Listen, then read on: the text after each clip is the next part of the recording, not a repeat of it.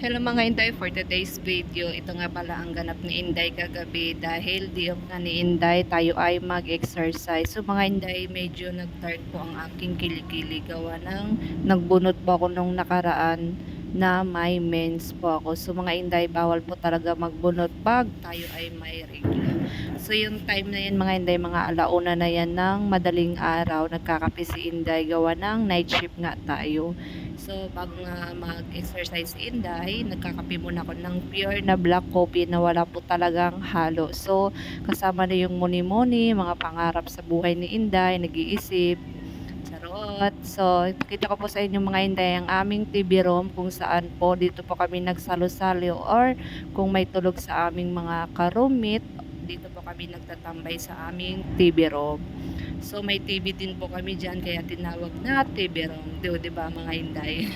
So ayan, nagkakape si Inday habang nagmuni-muni, nagbumuo ng pangarap.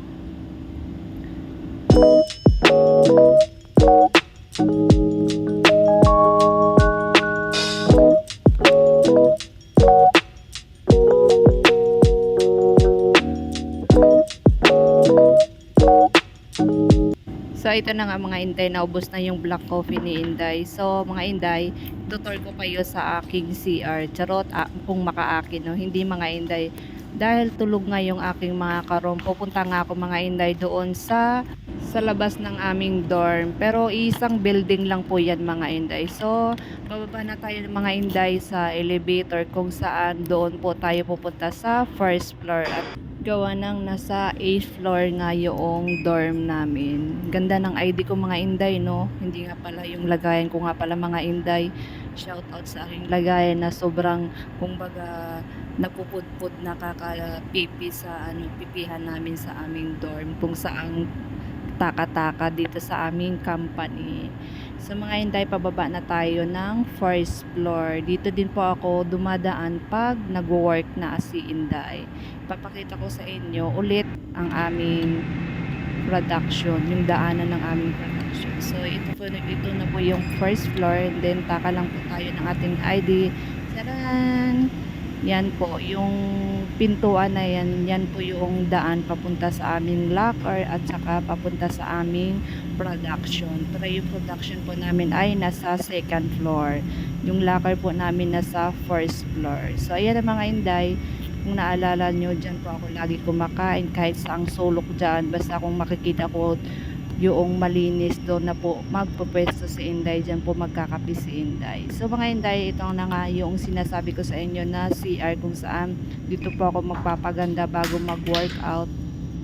Dito dun po nagtututbrush yung mga ate pag break time. Charan, yan sumasayaw pa si Inday.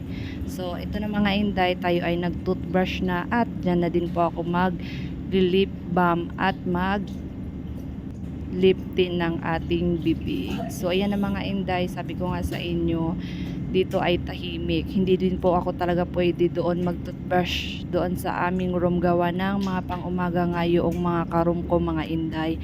So maingay po yung tubig. So ayan, nagtutoothbrush na si Inday at magpapaganda na si Inday dyan.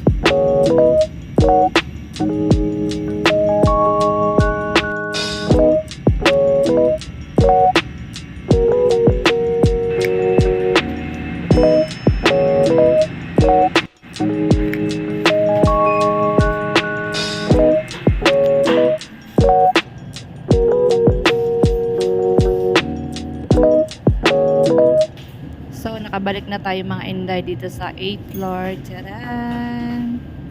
Nga pala mga Inday, nagmula tong lockdown na to, hindi na po natanggal yung pa-alcohol ni Largan, yung company namin.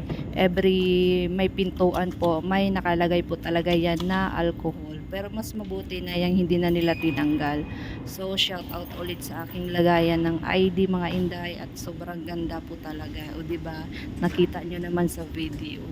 So bago nga pala ako mga Inday magkakape, lahat nga pala ng mga gamit ko sa aming room, bago ako mag-workout, ilalabas ko ang aking mga gamit para hindi ako pa balik-balik sa pintuan, gawa ng maingay nga yung pintuan namin. At naka-ready din po yung mga shoes ko, pang kantin at pang workout ko. So yan mga Inday, nag-prepare na si Inday para sa ating pag-workout. So yun lang po mga Inday, thank you for watching my video and bye-bye.